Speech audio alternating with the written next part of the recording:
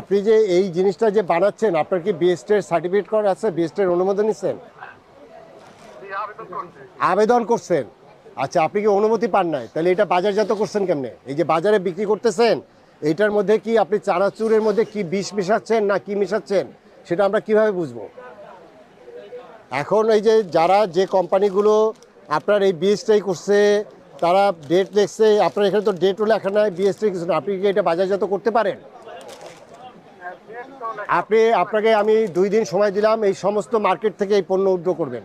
আর আপনাদের ওখানে আমাদের লোক যাবে, নিরাপদ খাদ্য কর্তৃপক্ষ, বিএসটি এবং ভোক্তা অধিকার যেয়ে আপনাদের ওই ফ্যাক্টরি সিলগালা করে দিবে। মিষ্টি কুমড়া কি ফালি নাকি কেজি?